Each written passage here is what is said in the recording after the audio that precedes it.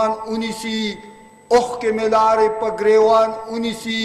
او حکومت کا غلط پاکستان ختمی نو بیادی دا بیڈی ممبران اونیسی او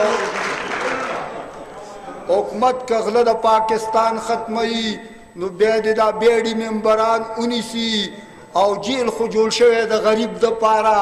کدوی نرانی دوی دی خان اونیسی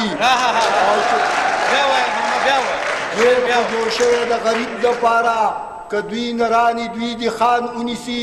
او چې تاندار ماما په قار شکلا نو زرد سبزی دکانداران اونیسی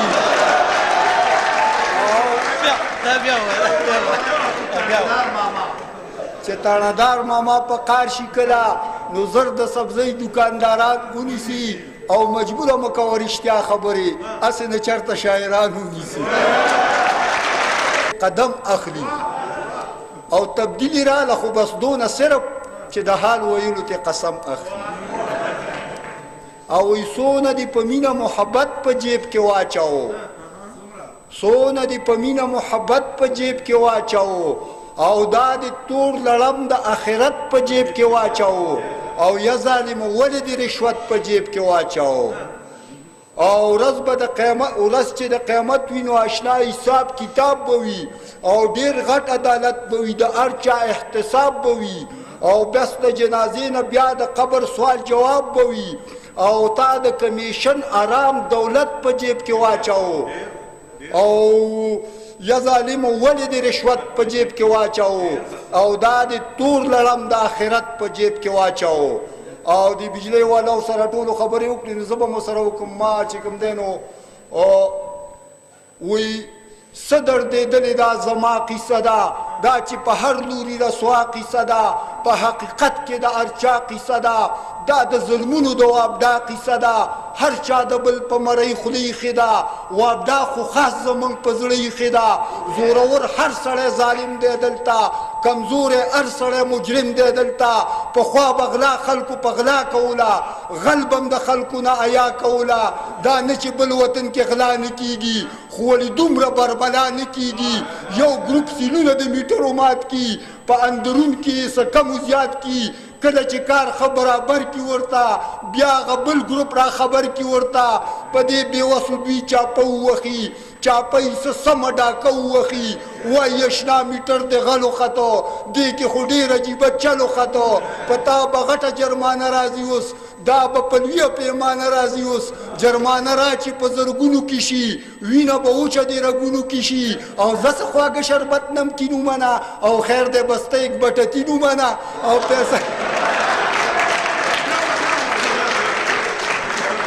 زه څه خواږه شربت نمکین ومنه او خیر دی بسته یک بټتین ومنه پیسه رشوت د نه په نه راخلي وایي زمونږ نه هم براخلي او څه رعایت یې په پیسو کې وکړو دا نصیحت یې په تلو تلو کې وکړو ویل دلته د غلو په منځ کې غل اوسېږه دنیا چلګره کې په چل اوسېږه ایمانداري دلته کې نه چلیږي دلته د غلو سره بس غله چلیږي زمونږ په شان شه په دې خپل وطن کې ایمانداري کوه په بل وطن کې دلته کې دا وینا تروټه ده ګورې دلته کې دا سیکه کوټه ده ګورې او څوک چې زمونږ سره ساز ګرځي هغه که غل وي هم سپین باز ګرځي او څوک چې زمونږ سره وخي ډغري هغه به ټول عمر له خولي ډغري او دلته چې غل شوي نو ودان بشي او شهري د ښارې ناپرسان بشي نو ما ویلې نه یوازې دا خو نه ده آخرت هم دی دا دنیا خو نه ده دا نصیحت دې زه منلی نه شم خپل وطن زه بربادولی نه شم د خپل وطن به زه نقصان ونه کم سودا به چرم د ایمان ونه کم او دا وطن زمونږ د عظمت نښه ده دا هم د نیکونو د محنت نښه ده او دا وطن موږ باندې ډېر ګران دی او د پټکي ګل مې پاکستان دی نه خالونه یادې چې سپینې دی چې شنه بنګړي شونډې لالونه یادې چې نری غاړه تورې زلفې ولونه ولونه یادې د چا د خور چې سرې پاپۍ او سره لاسونه یادې د یوې پېغلې پښتنې خور اندامونه یادې نو تا کې غیرت نشته که ستا په کور کې خور نشته او دا د چا خور چې یادوي نو د دې رور نشته د اپیه بیبي زمونږ د ټولو خور نه ده دا اپیه بیبي زمونږ د ټولو خور نه ده کافرو موږ نه بوتلې دا په زور نه ده هر مسلمان له دا خبره د پیغور نه ده ته د کشمیر د مظلومانو دغه شور نه اوري خدای دې ګونګی که چې فریاد د خپلې خور نه اوري د مسلمان د ننه کور ته امریکا راغلي مخکې ډالر راغلی مخکې تی سیکه راغلي ستا په غیرت او په ناموس باندې ډاکه راغلي مړه ته اوس هم غونډه زنه تور زلپان یادوي مړه ته اوس هم مخکې قوطي د جانان یادوي مړه ته اوس هم شین منګی او د ګودر غاړه یادې ما له خو شرم راشي ته چې دغه دواړه یادې ورځ د قیامت به وي اشنا حساب کتاب به کېږي غټ عدالت به وي د هر چا احتساب به کېږي د جنازې نه پس د قبر سوال جواب به کېږي دا نن چې مخې ته بچی ستا دا دم ګډېږي شاعره دا بچی په زور ستا د قلم ګډېږي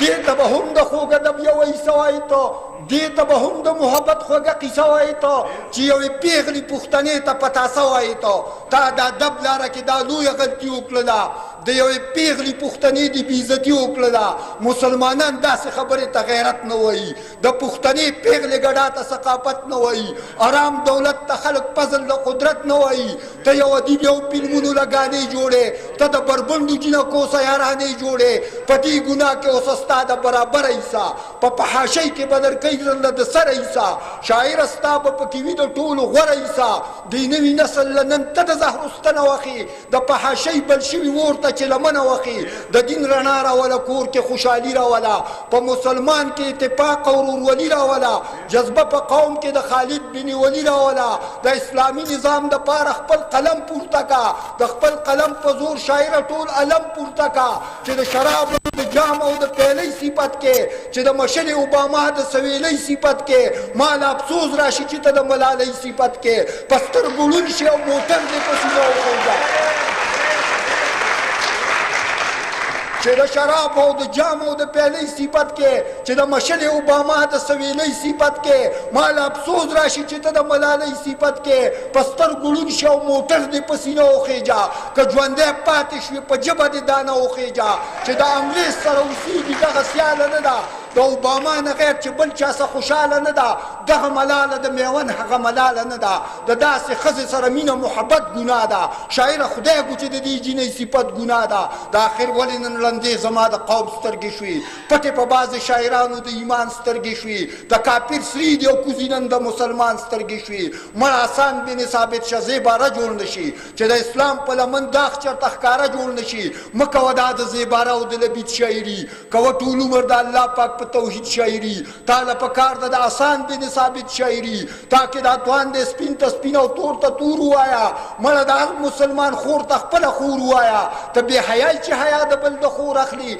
دا په کوڅه کې به کوکۍ چې ترې په زور اخلي که چا ستا خور له ګوتې وړلي بیا به اور اخلي دا ذات وینا د ښه شاعر په خزانو کې نشته چېرته انګلینډ ته لاړ شه دا په پښتنو کې نشته ستا شاعري د اورېدو قابله پاتې نه شوه پړه کې دا د اوسېدو قابله پاتې نه شوه په کور کې دا د غږېدو قابله پاتې نه شوه د غیرت سا د پښتنو نه په خطو وینمه زه چې دا نوې نوې ګانې د پښتو وینمه د نوي نسل تباهۍ له چې اوزار راغی ټیوي خو پرېږده انټرنېټ راغی ویسیار راغی څه چې کوي هغه کوه تاله اختیار راغی د اسلامي نظام دپاره ترانې جوړې کا دا تا ته څوک وایي چې فلمونو لګانې جوړې کا تا ته الله پاک تلامیز الرحمن وایي دا څه زما خبره نه ده دا قرآن وایي جانان هغه دی چې درود پې پاک سبحان وایي یا خو اقبال شه یا ملنګ عبدالرحمن جوړ شه بس که عاشق په محمد اخر زمان جوړ شه او چې کلب یادی نو مدینه منوره یاده کا د الله کور د حرم دنګه مناره یاده کا د احد غر د اصحابو مقبره یاده کا د حقیقي مینې چې ستا پړه کې کور پیدا شي مجبور وایي اله به ستا قلم کې زور پیدا شي. زمونږ